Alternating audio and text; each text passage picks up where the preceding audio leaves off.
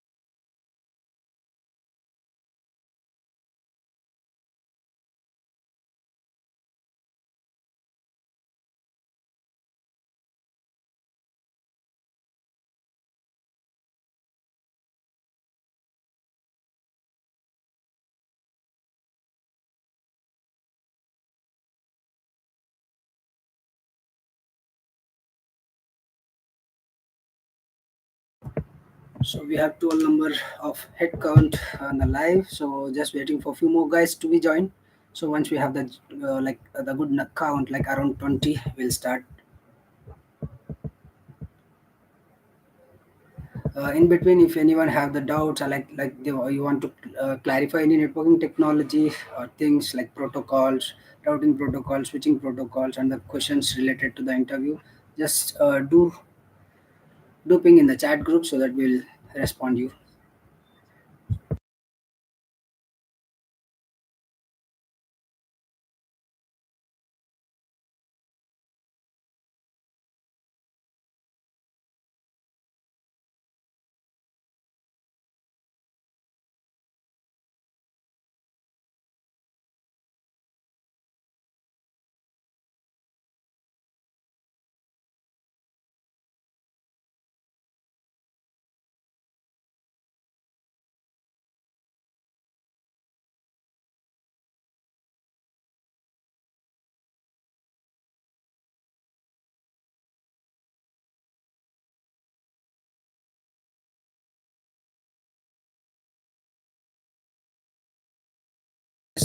Guys, anyone have the doubts or questions? Just let me know so that right as of now we have 15 members.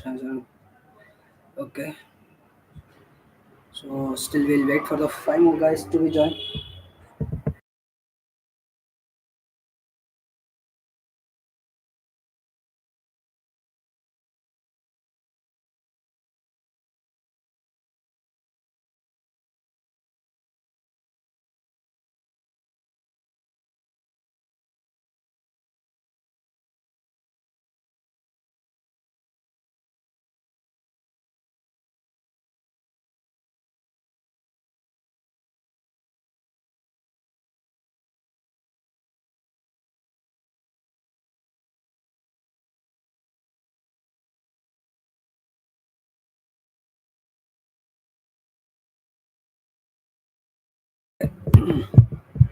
So sure, the name all rounder, okay, bro. I studied degree second year. I want to do the networking. What is the process?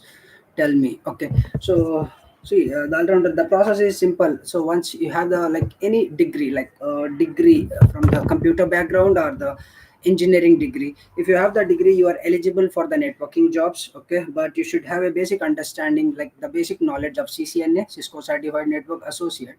If you have the CCNA knowledge, okay, so you are applicable, you're capable for the networking job as a L1 network engineer. Let me take my notepad and I'll explain you what exactly you require to jump into the networking. Let me share my screen.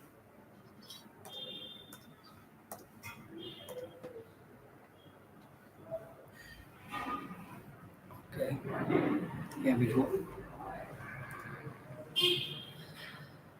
See, you guys are able to see my screen, right? Right. See, in networking, we have three different tags. One is CCNA, the second one is CCNP, and the third one is CCIE. See, the first track is for L1 and L2, and the CCI is for L3. So, if you have the knowledge of CCNA, at least after your degree, okay, what is the name? Like the guy has been right. So, all rounder, right? So, if you have the knowledge of CCNA, okay, if you have the knowledge knowledge of CCNA, then you are eligible for L1 job. As a fresher, if you should only know the CCNA knowledge. If you have the CCNA, then you are well and good. You are capable, like you are applicable for the L1 jobs. See, along with CCNA, what I'll suggest, right? Along with the CCNA, if you have any firewall like CCNA and the firewall knowledge, if you have the CCNA Cisco Certified Network Associate plus the firewall knowledge, then it will boost your like the job portal. It will boost your job scope.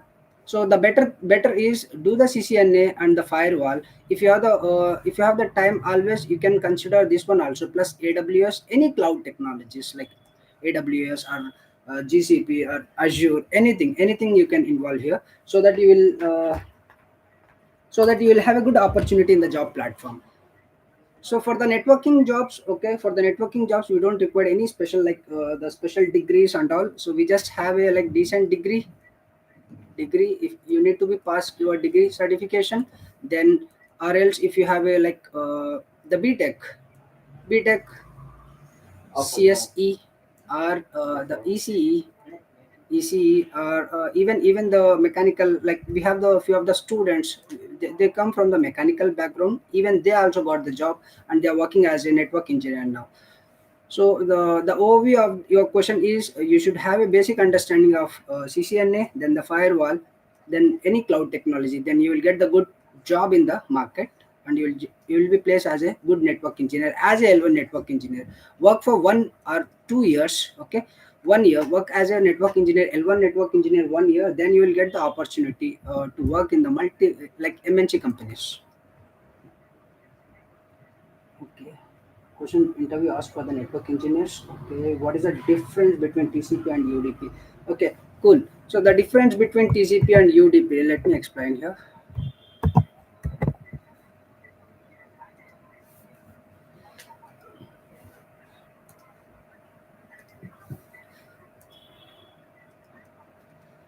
TCP. What is TCP? TCP stands for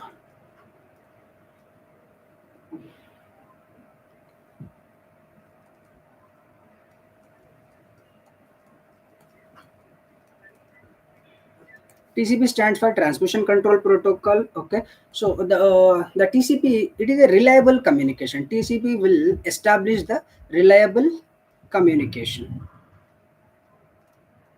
Reliable communication. So what exactly will happen in reliable communication? So reliable communication means here in TCP, whenever you initiate the connection based on the TCP, you will have a three-way handshake. You will have a three-way handshake.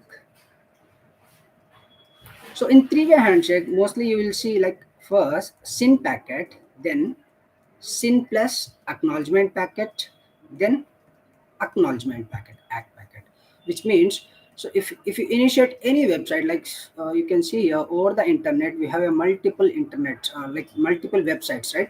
Over the internet, we have the multiple websites. So like you can consider YouTube, or you can consider Facebook, or you can consider Google. We have a multiple like the website host over the internet. So when your PC is trying to initiate the connection, like when your PC is trying to initiate the connection for the particular web server, what will happen? Your PC used to send the SYN packet if the connection is based on the HTTPS, hypertext transfer protocol. It works on the port number 443. So the connection is going to be encrypted. So before initiating the connection, your PC try to initiate the three-way handshake. Once the three-way handshake was initiated, then your actual payload or your actual data, okay, actual payload or actual data used to be transferred from your machine to that particular website. So whatever the data is going over the internet, it is going to be encrypted, because here we have a S stands for secure, hypertext transfer protocol, secure. And UDP. And one more thing, for every packet in TCP, if your machine is initiated, the TCP connection towards any website or the internet, what will happen, right? For every packet, okay. So if you request something and then you will get that output, then acknowledgement packet will be initiated from the server end, because for every packet we'll have an acknowledgement packet. That is what the main thing in the TCP. If you miss any packet due to some your internet connection was break or due to some latency, so again you will get the same packet, again you will get the same segment or the same packet from your website. So the three-way acknowledgement will be happen. It's a trustworthiness, and the acknowledgement will be happen or from your machine to that particular website. Whereas UDP stands for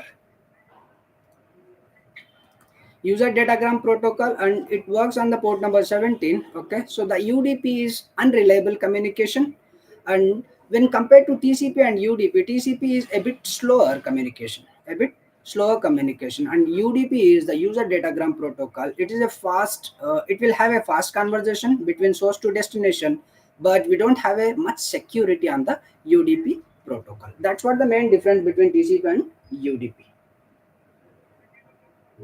Okay, what is the difference between TCP and UDP? What is the biggest challenge in the managing network? So, nice.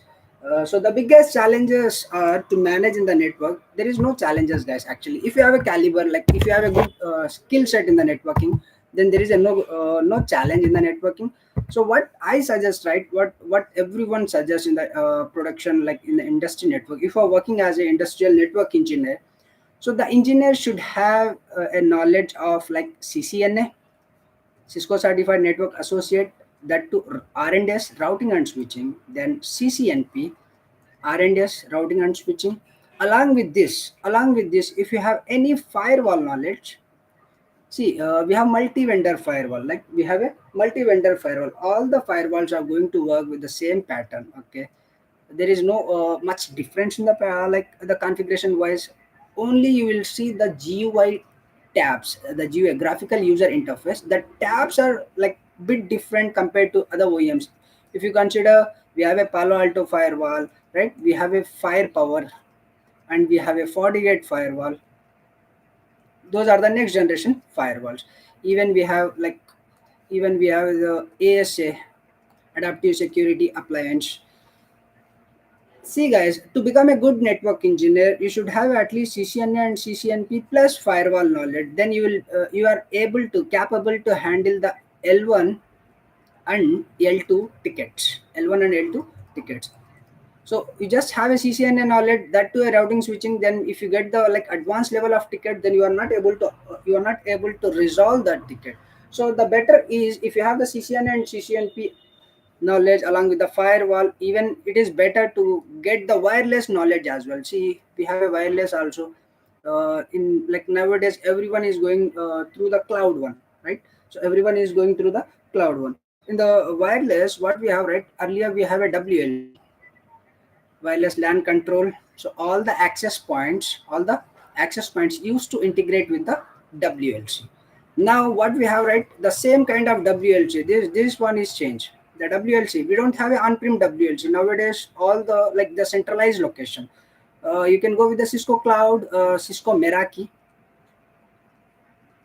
What we have in Cisco Meraki, before we get the access points on site, before we get the devices on site, we can able to integrate all the devices with the help of this cloud-based Meraki dashboard. So we just want to, it's a GUI, guys. Okay, it's a GUI base. We just want to be access. We just want to be create the ID with your email ID, like company's email ID in the Meraki dashboard. So once you get the create the email ID, whatever the order, right? So once you order the devices with your OEM. Like for example, we can take as a Cisco. So once you order the devices from the Cisco, you will get the order number. That order number along with the serial number, that order number and the serial number, you need to be mapped in your dashboard. So once you map right, you are able to see your devices. You are able to see your devices in the dashboard. Like if you have a access point, then we'll have a wireless tab. If you have a firewalls, if you have a switches, so all the tabs will be created automatically. You just need to be upload the devices. Once you upload, you will have a tabs. So in Meraki also we have same thing, like how we have access point in the on-prem network. Also we have access points, right? And the switches and the firewall. Then what we have, like we have a camera as well, guys, in Meraki camera. So generally access point the series will start from MR, and the switches for the Meraki switches, the series is for MS, and the firewalls MX, and the camera MV. So these are the standards you just need to be understand. See guys, Meraki, if you know the legacy method of wireless technologies, like if you know the wireless method of legacy technology deployment, then the Meraki is, it would be very easy for you guys. It would be very easy for you guys, because see, we don't want to be like take much we don't want to be much bother about the how way we need to be placed, what is the how we need to be set up the configuration part. So it would be very easy to understand, and we can go like we can do the configuration based on the cookbook or the documentation process as well. So creating the SSID. See in the legacy one, what we have, right? So we have a WLC, where we have a WLC, and that this WLC is going to connect with any layer 3 switches. Then this layer 3 switch is going to connect with your layer 2 switches. So after the layer 2 switches, right? The access switch we can consider as access switch in your infrastructure. If you have a multiple access points, those access points used to be connected with the switches, and here these access points are going to form a cap wap tunnel. These access points are going to form a cap wap tunnel with your WLC, and these access points are going to join with your WLC. That's it, guys. Okay. So mostly in the industry, if you see, right, the flex, everyone is preferring for the flex like the flex deployment method, because we'll have only one centralized WLC in a location, and we can control with multiple location with the same. We can control, we can map the access points with the different locations. We can map the access point with the different locations to this WLC. Okay. Any other questions? Okay, Muzamil, why do we learn IPv4 rather than IPv6 even though it is updated? Okay, good question. So why we can learn the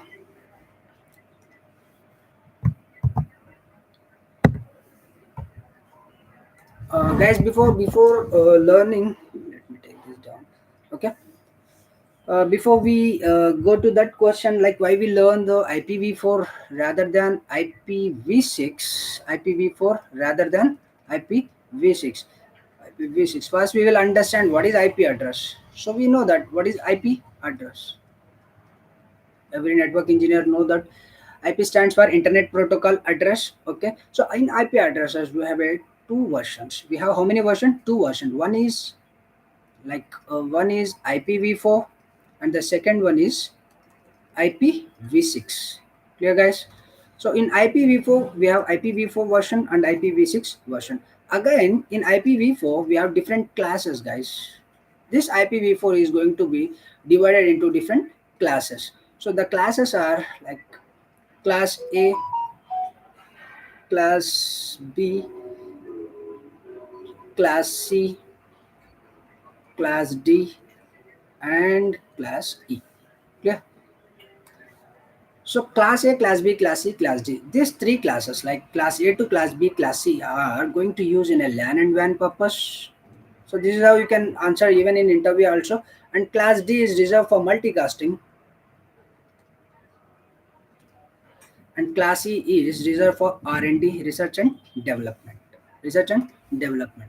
So every class will have a different ranges, right? Every class different will have a different ranges. If you take the class A, the range will start from 0 to 127, and the class B range is 128 to 191, and class C range is 192 to 223, and the class 4 is 224 to 239. Class E range is 242 to 55. So guys, the IP address will start from 0 and it will end to 255. So here we have like, see, every classes again same. The IPv4 is the 32 bit of address. This is very also very important point that we need to be remember. IP address is the 32 bit of address, and IPv6 is 128 bit of address. So in the IPv4, we have the network portions and the host portions. We have the network portion and the host portion. Let me take this down, bit down, so that we can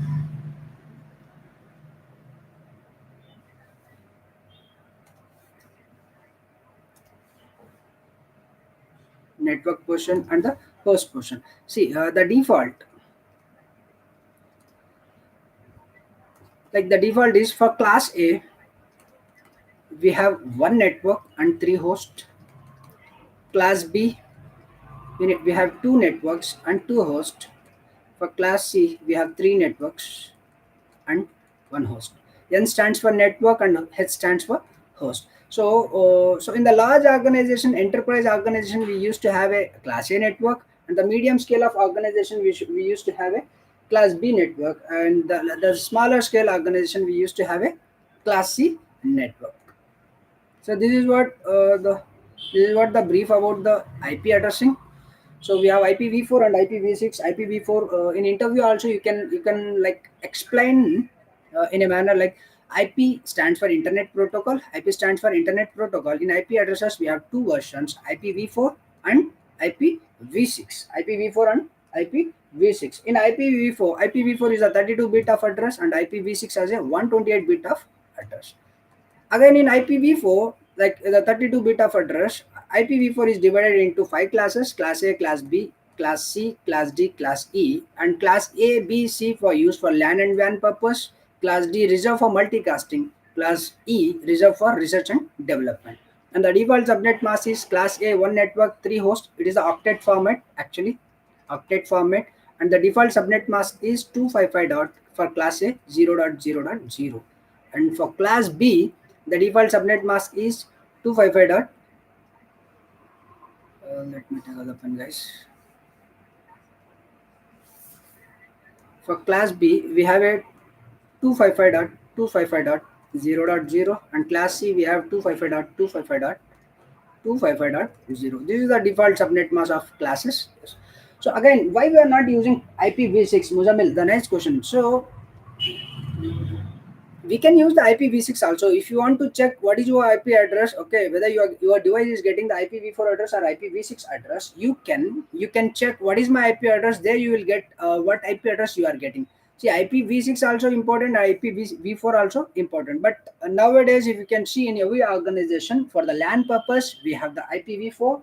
Okay, and even we can use for the IPv6. Mostly you can see like the public transport, which means the ISPs, whichever the links are facing towards the ISP face, there we have the IPv6. Hope it's answered to your question.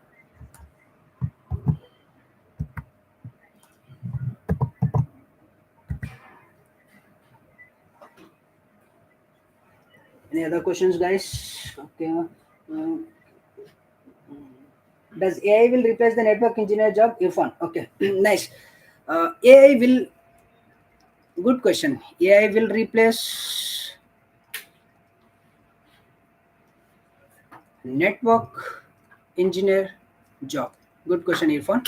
See, the AI will not replace the network engineer job, first of all. But I can tell you, by learning the AI, it will give like boost your like job, boost your job searching parameter. Even the option, the opportunity. Actually, the opportunity. See, earlier, guys, we have a CCNA, right? Everyone knows that we have a CCNA and CCNP as well, and CCIE. In CCNA, CCNP, CCIE, we have a different tracks, right? We have a different tracks. routing and switching, security, cyber security, virtualization, cloud, everything we have. See here, so we have a CCNA, then the CCNP was invented. Like, so is this CCNA went out from the syllabus? No, right? So we have the CCNA also. See, guys, in the networking, mostly we'll have a hardware devices, which includes hardware devices, which includes we'll have a routers, switches, firewalls, and access points, WLCs. Will the AI will replace this device? Like, see, for every, see, we have a rack, right? The networking rack. We can call network rack. We have a rack, guys. So we have a rack, so these devices are going to mount on this particular rack. Will the AI will mount this device, will come and will mount on the rack? So it is not possible, even the cabling, doing the cablings and all. So the, see, 100% we I can say, so the AI will not replace the network engineer job either. Yeah, AI will affect on other jobs, but not in the networking jobs. But with the help of AI, we can fast forward our process, and we can like we can utilize this AI future, for an example, for the reporting purpose, right? Or the for log analysis, we have multiple tools, right? SIEM tools we have. So we can integrate this AI to the SIEM tool, and this is going to be help on your, like, day to day life, like day-to-day log collections, and you can read the logs easily. You can correlate the logs. So the AI will not replace the job 100%, but it is effect on the programming wise.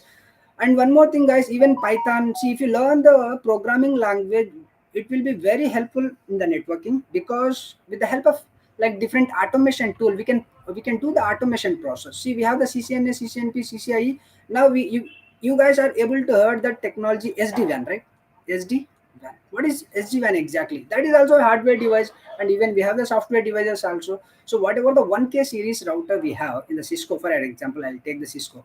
Like 1K means 1001 HX, or like Cisco 9K devices. So these devices are capable to support the SD-WAN technologies, and we are going to upgrade this device from normal router to the SD-WAN router, and this is going to act as a SD-WAN router. The C, customer edge device, C, and the PE device, provider edge devices. Okay, these are going to form the tunnels between the SD-WAN different modules. So what will happen, right? Earlier we have a routers, like normal routers, hardware routers, right? Those routers are not that much of like technical. You can uh, you can consider this is the router one and the router two. Let me tell you one thing. Here I have a switch. See, now here I have a ISP one, guys. Here I have a ISP two.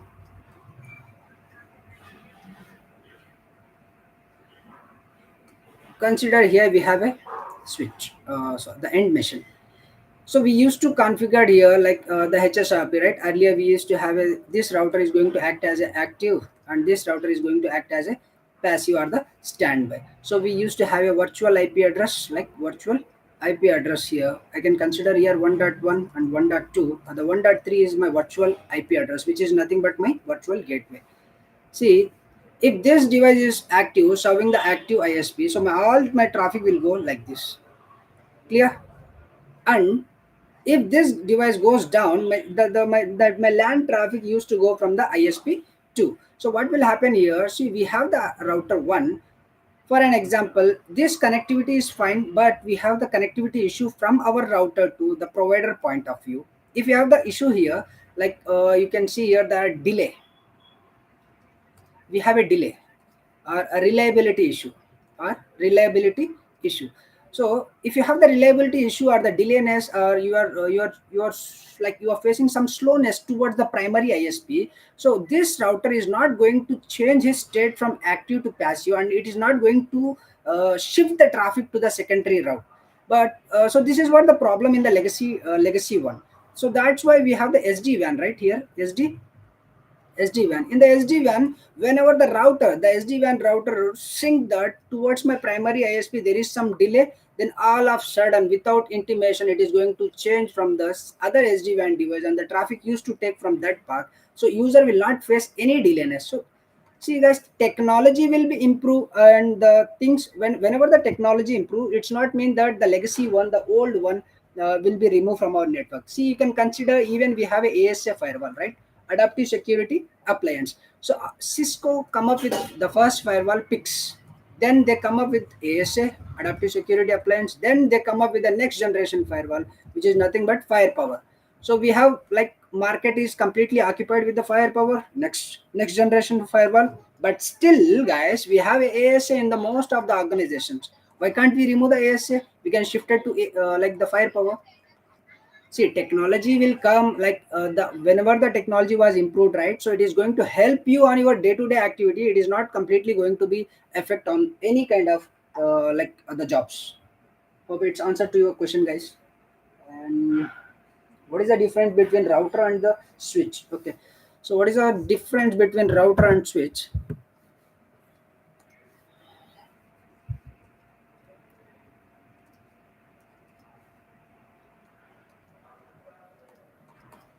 See guys, router is an internet working device. I'll tell you by I'll tell you one thing. So once I draw the topology, you will understand that. Okay. So router is an internet working device. It used to work on the layer three, guys. It used to work on the layer three, which means we can assign the IP addresses on any of the interface of the router. Clear? And router, whenever router used to send the packet from one logical, like one network, from this LAN network to any other, like other network, whenever when it is going to transfer the packet from one location to other location, a router is going to take the decision based on the routing table. Router is take the decision based on the routing table. So clear? So it's a L3 device. So we can assign the IP addresses and we can perform the routing protocols as well. We can perform the routing protocols as well. Switch is an intelligent device which we are going to connect on our LAN network. So in switches also we have a layer 2 switches and the layer 3 switches. So whenever we have the multiple end devices like the end users, if they want to connect through the cable, okay, then we are going to use the device as a switch, and switch is a layer 2 device and the layer 3 device we have. If you have the layer 2 device, there you can simply configure the VLANs. Okay, layer 2 VLANs. If you have the layer 3 switch, there you will use to configure the SVI, switch virtual interface. And switch used to take the decision based on the MAC address table, guys. So whichever the PC you are connecting here, right, every PC will have a MAC address, and that MAC address is, see, and PC, this is a PC1 and this is a PC2. If this PC1 wants to communicate with PC2, so you will see generally in the labs also, when you ping from PC1 to PC2, the first packet will be dropped, then the second packet, third packet, fourth packet will be as a reachable. So why it is? Because when the PC is initiating the traffic as a source IP is itself and the destination IP of the PC2, okay, so the packet will reach to switch, and switch don't know where is exactly the destination machine. So switch used to do the broadcasting. So once it do the broadcasting, that MAC address and the source MAC address and destination MAC address used to be learn or enter into the MAC, like the switch MAC address table. Then the switch used to perform the communication between the PCs. It used to maintain like up to 300 seconds, guys. Okay, 300 seconds. So this is the main difference between router and switches. Router used to work on the layer 3, and switch used to work on the router 2. Let me tell you. Let me draw a topology. 1 second, guys. I'll give it time. Okay.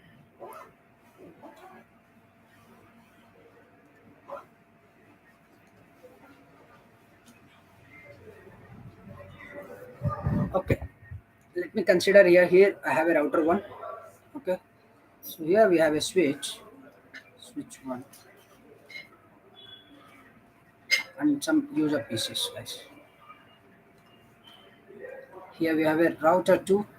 The same thing, we have a LAN as well here. Switch 2 and few of the users connected over here. In between router 1 and router 2, we have a link. See, for this LAN, I'm going to use 192.168.1.0/24 subnet. For this LAN, we are going to use 192.168.2.0/24 subnet. So whenever we are using this subnet, we should have like the gateway, right? Somewhere we need to configure the gateway. Here I'm going to configure 1.1. Here I'm going to configure 2.1/24 again /24. Here I'll take 172.16.1.1/30. Here we'll take 172.16.1.2/30. So guys, we can assign 1.2/24 and the gateway is 1.1, 1.3/24 and the gateway is 1.1. The same wise here also we can assign 2.2/24, 2.1, 2.3/24, 2.1. See, generally, if when you try to communicate from this PC to this PC, okay. So we haven't done any routing. We don't have any routing here in between router 1 to router 2. We don't have a routing, guys. We don't have a routing. We just do the initial configuration, right? We perform the initial configuration, then we assign the interface IP addresses, the host name of the devices, and we assign the end devices IP addresses. Whenever you try to ping from user machine 1 to machine 2, it will not reach by default because we require any routing protocol. We require any routing protocol to communicate from one network to other network. See here we have a 1.0/24. Here we have a 2.0/24, right? So guys, you can consider here. So but we can say here we have a multiple routing protocols. You can consider types of routing protocols. Routing protocols. So in routing protocols, we have a static routing and we have a dynamic routing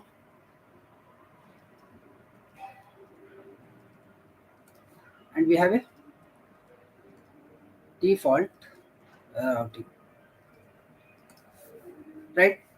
So as it is our basic like the first demo, right? So we are like the first go live session. We will consider static routing. So there are three different routing protocols: static, dynamic, and the default routing. See guys, whenever you try to ping, right, so you can able to reach from here to your gateway till here 1.1. So this is what your gateway, right? So this machine will also reach till here 2.1, but when this PC 2.2 is trying to reach to 1.2, it will not possible because due to we don't have a routing here. So we need to enable the routing. So when we use the static routing here, so simply we are going to configure like the static route towards the direction for 1.0 2.0/24 network. Here's the static routing.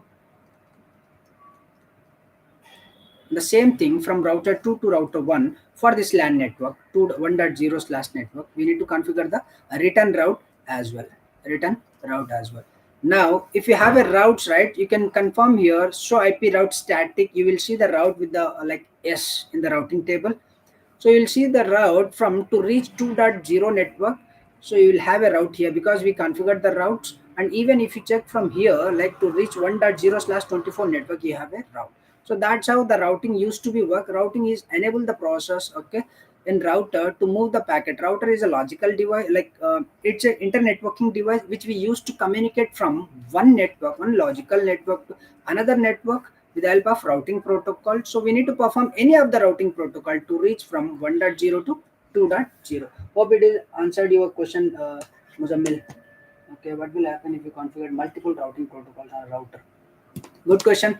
So if you configure multiple routing protocols in your like any of the like in the same router, if you configure the multiple routing protocols, so based on the AD value, every routing protocol, the routes are going to install in the routing table based on the AD value. Whichever the routing protocol will have a less AD value, that routes are going to install in your router routing table. That's it. The answer is simple. In interview, even in interview also you can say like this, okay. So whenever we configure the multiple routing protocols on the router, okay, so whichever the routing protocols AD values is less, okay, that routing protocol routes are going to install in the routing table. Clear guys? Okay, can you explain about the CIDR? CIDR, Cisco Interdomain Routing Protocol. Cisco Interdomain, sorry, CIDR, right? Classless Interdomain Routing. Guys, CIDR stands for Classless Interdomain Routing. So we have default subnets at /8, /16, /24. This is for class A, this is for class B and class C. So if you want to do the, like, see, in the subnetting we have the concept. In subnetting we have the concept FLSM and VLSM. Fixed length subnet mask, variable length subnet mask. If you use the fixed length subnet mask, you will have a /8, /16 and /24. So if you use the various variable length subnet mask, so based on your requirement you can do the subnetting. So that is called as a CIDR, okay, classless interdomain routing. So every routing protocol used to support for CIDR, classless routing protocol, so except RIP version 1. RIP version 1. It used to support only classful routing protocol. There's a what if router goes down? What action to be performed? See guys, what if router goes down? What action to be performed? Here, so first we need to check the power supply, PSU1, PSU2. Every router will come with the redundant power supply, guys. So every device, router, even in the switches also you can consider, will have a redundant power supplies. So PSU1, power supply unit 1 and the power supply unit 2. If one power supply goes down, so you will get the alert that your power supply unit is not working. So then you need to replace that. You need to perform the RMA with your OEM. So OEM used to give that power supply, then again insert jack in that power supply, so your device will be work perfectly. See, if the device goes down, so you need to collect the, like, what we can say, we can, you need to identify for what reason device goes down. Either it could be power, right? It could be power. The first and foremost reason is power, right? If the power is fine, then you need to identify whether any CPU utilization is high or the memory utilization is high, and my router is not able to perform any of the routing or the any for any of the functionalities. So you need to check. So take the console whenever the device got down, right? So you're not able to log in. See, if you get the alert that your management IP address, every device will have a management IP address. If your device is not able to respond to the ping, then take the console access. So we have the console access, right? Take the console access and check whether it is, this device is able to log in or not. If it is able to log in, then we can easily get the issue what exactly happened on the device. Sometime what will happen, guys, so we used to upgrade the device, like iOS, inter operating system, right? Cisco devices used to work on the iOS. When you try to upgrade the device, we have the different mechanisms to upgrade the device. Either you can go with the USB, or you can go with the FTP or TFTP server.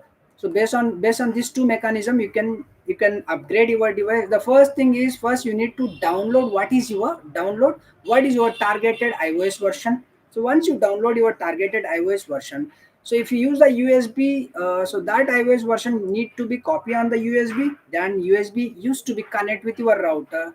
Copy the iOS first in the router's flash, then set the boot sequence, and then try to upgrade, right? Reload the device. Once you set the boot sequence, you have to save the configuration. If you don't save the configuration in the production networks, what will happen, right? If you don't save the configuration, router used to go into the Raman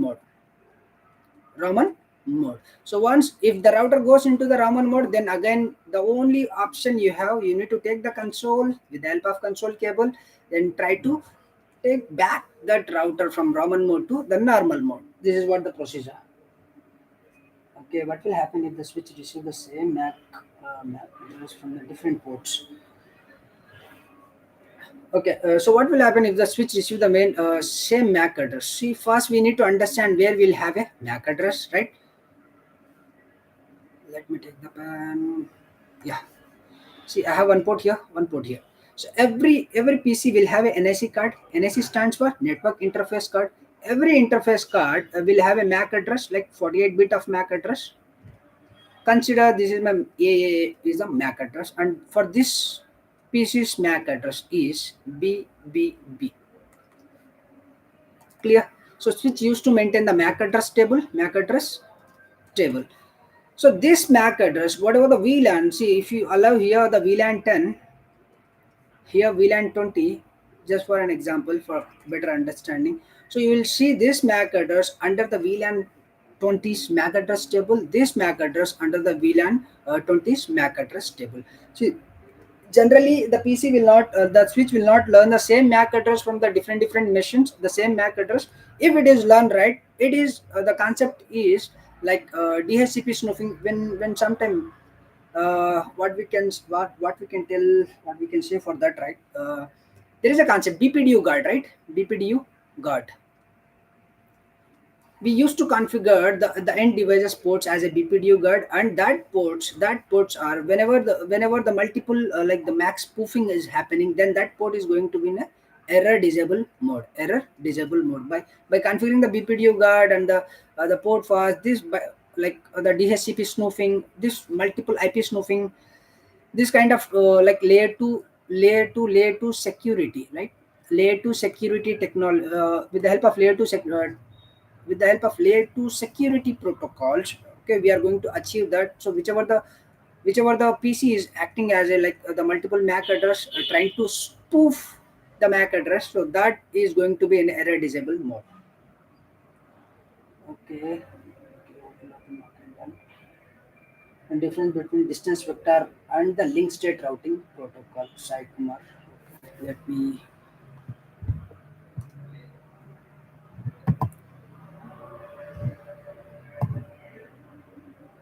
no,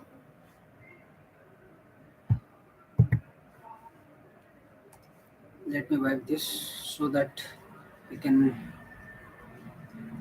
Yes, Sai Kumar, I'll take your question. Okay, the difference between the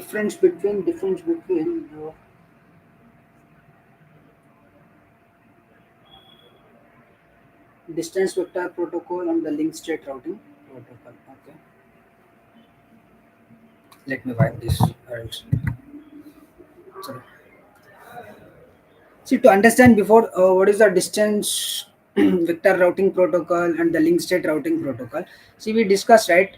We have a static routing protocol, we have a static route and the dynamic routing protocol and the default routing protocol.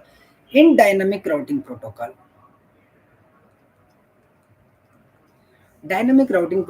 again divided into two parts. One is IGP, interior gateway protocol, and the second one is EGP, exterior gateway protocol. In IGP, interior gateway routing protocol, we have like RIP, and we have EIGRP, we have OSPF, and we have IS.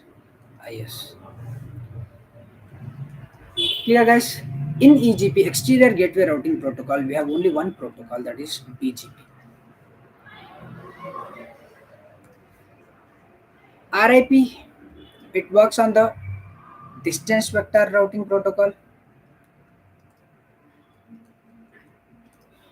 EIGRP used to work on the advanced distance vector routing protocol, and the OSPF used to work on the link state routing protocol. Even this ISIS will also work as a link state routing protocol. BGP work on path vector routing protocol. See, every routing protocol will have a AD value. Okay, so RIP will have a AD value, EIGRP, OSPF, and ISIS. Even the port numbers also. Every routing protocol will have a AD values and the port numbers. See, the main distance between what is the main difference between the distance vector routing protocol and the link state routing protocol? Distance vector routing protocol, if you have the routers, see, if you consider RIP used to send the packet till like from it used to work based on the hop count, right? Hop count. So hop count means what? What is the default hop count in the RIP? 0 to 15, which means the 16 routers. 16 routers. So if you have like this router 1, router 2, and so on till router 15. So RIP used to send the routing updates till 15 only. After the 15, the packets are going to be dropped because the default behavior of the RIP is a hop count. It used to send the updates, routing updates. It used to send the routing updates till router 0 to router 15, 0 to 15, which means 16 routers. After that, it will not work. Distance vector, which used to work on the distance, it is calculating the distance. It is like every dynamic routing protocol used to calculate the best route, right? Once you configure the routing protocol, it used to consider consider the best route. For an example, so here we have a LAN to reach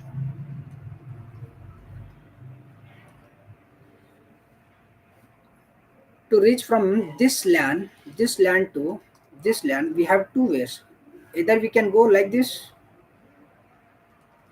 either we can come like this, right? So this is the nearest one. So the distance, what is the distance from router 1 to router 4, that is going to consider based on your the protocol distance. Sorry guys. So that is going to be calculated based on the distance. Even the link state will also, OSPF used to work based on the link state, which means it is going to consider the cost. What is the formula to consider the cost? 10 to the power of 8 divided by bandwidth. So this is going to calculate that formula, and what distance if I reach via like this, via R2, R14 and R15 to this destination, what is the cost I'm getting? And if I want to reach from R1 to directly R4, what is the cost I'm getting? Whichever the less cost, that routes are going to be installed in the routing table. That routes are going to be installed in the routing table. And one more thing, every routing protocol used to maintain some tables, right? So if you consider this one, if you consider the EIGRP will have a neighbor table and topology table. The third one is a routing table. If you consider OSPF routing protocol, so we'll have the first one is neighbor table, the second one is database table, and the third one is routing table.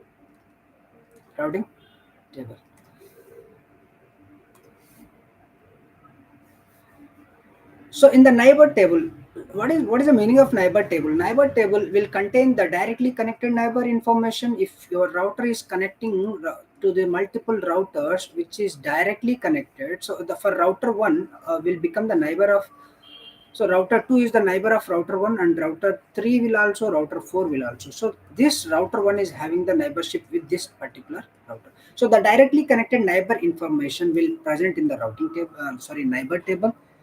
And the topology table, so topology table will contain the whole topology information. If you have 100 routers in your network, so the router 1 will have the 99 routers information. Router 1 will have a 99 routers information in the router 1's topology table. It will view like as a top view, and the routing table will contain the information of the best path, whichever the best path. So based on the routing table, what algorithm EIGRP used to use to calculate the advanced distance, like dual algorithm we have. So based on that algorithm, it is going to be calculated what is the distance to the particular destination to reach. If you have the multiple ways to reach from router 1 to that particular location, so that both the routers, like the successor and the feasible successor, are going to be installed in your topology table. So from successor and the first, like the primary route and the secondary route, successor and feasible successor, the whatever the successor you have, that route is going to be installed in your routing table. The same thing will happen in every routing protocol here, even in OSPF as well. So neighbor table will contain the directly connected neighbor informations, and the database table will have a the primary route and the secondary route. Whatever the primary route will have, that route is going to be installed in your routing table.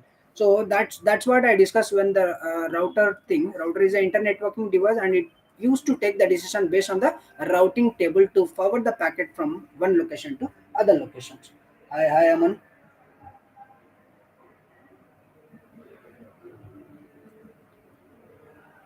Any other questions, guys? Any other questions?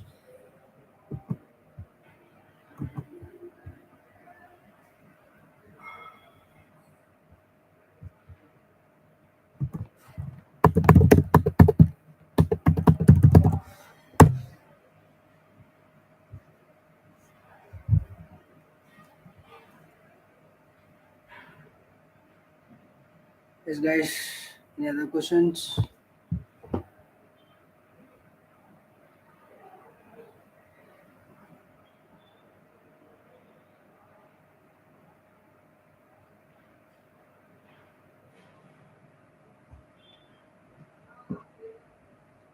Hope we answer every question.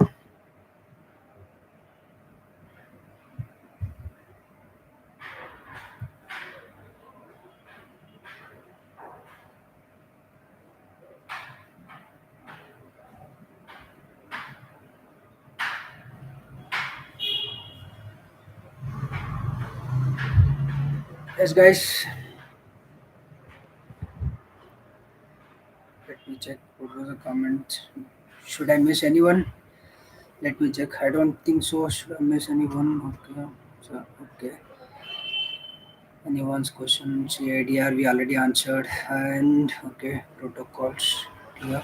What is the difference between clear and this one? Okay, cool. The whole teacher is very good. Okay. And teaching well and teaching level awesome. Thank you, Sadik. Thank you so much. Does AI will replace no Irfan? AI will not replace the any network engineer, especially networking security jobs. Cool. Thank you. What is the difference between TCP and VDP? We already take up this question. Okay, BCom. Okay, yeah, BCom is also applicable for network engineers. If you have, let me stop sharing. Yes, yes, all rounder. The BCom qualification will also consider for the network engineering post. That's not an issue. Okay, big fan of you. Thank you so much, Lukman. Okay, good evening, good evening. So cool. So the different types of ARP, we have different like multiple ARPs. You can consider like ARP address resolution protocol and ARIA-RP reverse address resolution protocol, GARP gracious ARP, and we have proxy ARP as well. See guys, the ARP and ARIA-RP will happen in the switches, and like inverse ARP also we have. So this will happen in the like normal routers and switches, but wherever you see the HA high availability configuration, there we used to have a GR gracious ARP. Based on that gracious ARP, your virtual IP address and your virtual MAC address used to be moved from the active device. When the active device goes down, that VIP and the VMAC address used to be shifted from your active unit to the standby unit. Clear? The proxy ARP also we have. Clear. Why will you use ARP? Okay. So ARP is for the resolution purpose, Lukman. Address resolution protocol. See, generally what will happen, right? I'll tell you the this one, like the live scenario. So in your organization, you are working as a network engineer or the security engineer. Like consider network engineer. One user, like user is raised a ticket that he's not able to browse the internet, or he's not able to get connected with the internet. So he's connected through the LAN interface. Okay. So what you will ask, right, to give the basic MDS, which means what is your IP address, what IP address you are getting, subnet mask, default gateway, and your MAC address. So the thing is what will have, right? So once he shared the MDS, basic MDS, like IP config forward slash all. So based on the MAC address, you will be identify that you will go on the switch. Okay. So you need to identify on which port he is connected exactly and what configuration you have configured on that particular port. So to identify the port number, so we require a MAC address, even sometime based on the IP address also. If you perform the command show IPR pipe include and the IP address, you will get the MAC address. So based on that MAC address also, you can identify that show MAC address F1 table address, and you can paste that address. Okay. So you will identify that on which port he is connected, then you can perform the show run command. So based on that, okay. So based on that you will have a based on that you will have like so where he is connected and which exactly is the right VLAN is allowed on his connected port number, or any wrong VLAN we have, like, so that we can get multiple options. We have multiple but the GRP is especially whenever you have a HA kind of connectivity, there you will see that the GRP, right?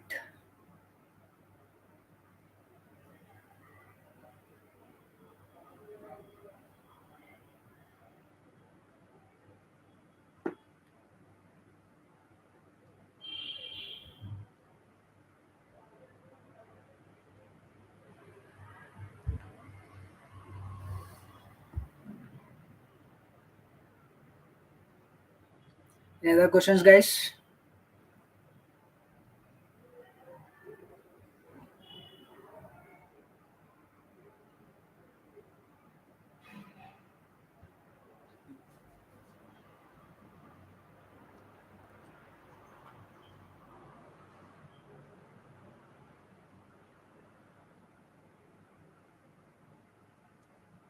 Yeah. Uh, so what is the question? I think I missed. What is BPDU guard and what is the difference? Yeah, so BPDU guard and the BPDU filters. See guys, so where we'll have a BPDU. So if you have a like redundant switches in your network infrastructure, what will happen? So the STP spanning tree protocol used to have, right? We have the STP protocol, spanning tree protocol, to avoid the layer 2 loops. So there you can see that in between from your root switch to non-root switches, okay, every 2 seconds the BPDU packet used to be exchanged in between roots and non-root switches, right? Roots and non-root switches. So what exactly the BPDU guard and the BPDU filter? So BPDU guard is nothing but, so BPDU guard is nothing but where you have the end device, like the end port, end user connected machine. There you used to configure the BPDU guard and the BPDU filter. What will happen, right? So that BPDU guard, if the switch is seeing any unwanted traffic, any unwanted BPDUs are initiated from that particular respective port, there what will happen, that port, the switch is immediately it is going to be block that port in error disable mode, error disable mode. So in the BPD filter also will also have a same kind of setup feature. So what is the difference, what is the difference between NAT and PAT? Please explain, Sir Salman. Okay. uh, so the BPDU and oh, what is the question? Let me check here. Different fragment and segment. Okay, before that we have a difference between NAT and PAT. Okay. So, guys, in NAT, NAT stands for Network Address Translation. So, NAT we have static NAT, dynamic NAT, and PAT. See, NAT and PAT. So, Network Address Translation. If you configure the static NAT, when we require a static NAT, exactly. Even in interview, we'll ask the question like, so when you are going to perform the static NAT. Static NAT is nothing but so the traffic. If you hosting a website in your DMC zone, so some of the user from the over the internet, they are trying to access your website, so that website is hosted on the website, so the traffic direction is in. So you have to be remember this point. Static NAT is always used to configure for inbound direction. Okay, this is what the static NAT one-to-one mapping and the PAT port address translation. See, if you already taken the connection, internet connection from your ISP provider, so where you need to be access from your LAN users, from your LAN machines, all your LAN subnet used to be go over the internet. So you don't want to purchase the extra public IP address. So with the help of PAT port address translation, where you can use that public IP address to translate your private IP to like the public IP, so that you will have an internet one to many port address translation. Whenever your request is initiated from your LAN machine to, so your gateway used to be performed, translate that IP address like over that your source and destination IP address. It is going to be added one more layer header. Okay. Thank you for your session, sir. Thank you so much, Teja. Cool.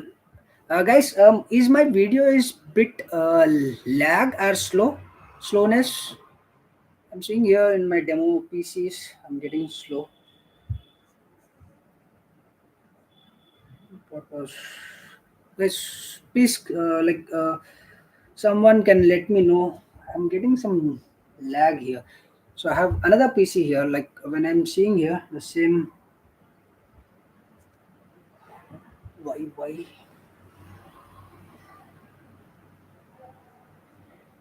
No, right?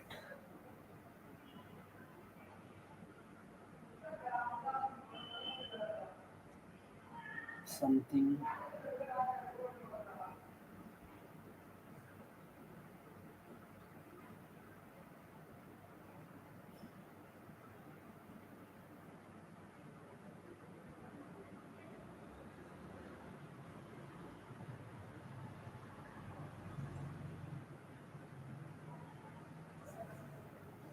Nice. So let me take the questions. Re- Okay. What is a loop root guard? Root guard. See, guys. So everything BPDU guard and BPDU filter and BPDU and the root guard. These terms will fall under STP only. See, in STP, what will happen, right? So one switch is going to elect as a root switch and the other switches is going to elect as a non-root switches based on your bridge id or the switch id. Switch id like the root id, bridge id like switch id plus your mac address, right? Based on that the election will happen and one of the switch is going to elect as a root switch and the other switch is going to elect as a non-root switcher. So other switches, so the root guard are going to be configured. The root guard is going to be configured the between from root switches to non-root switches. Whether so the VLAN data and the other ports and the other VLANs need not to be propagate them as a root guard.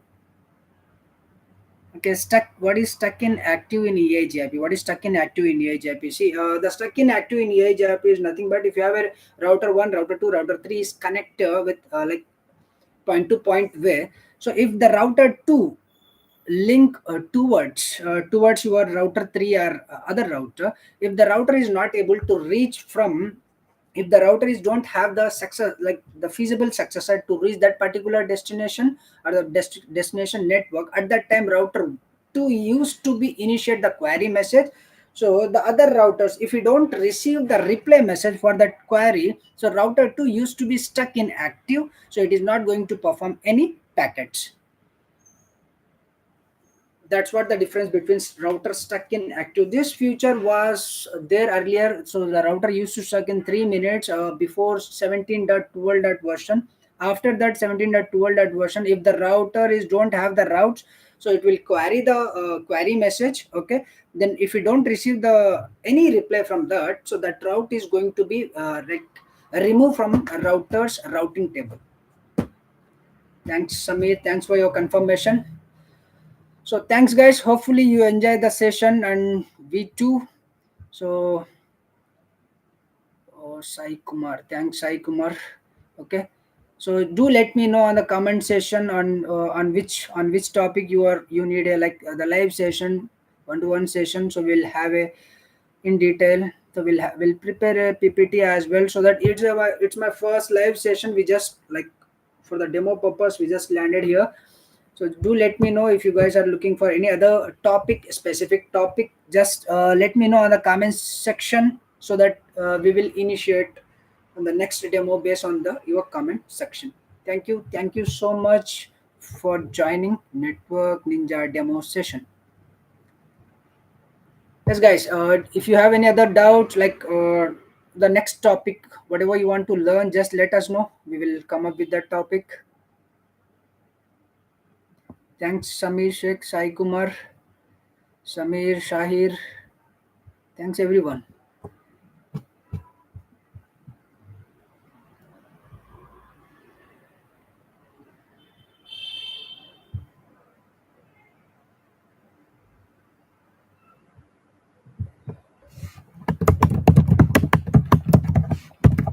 Everyone.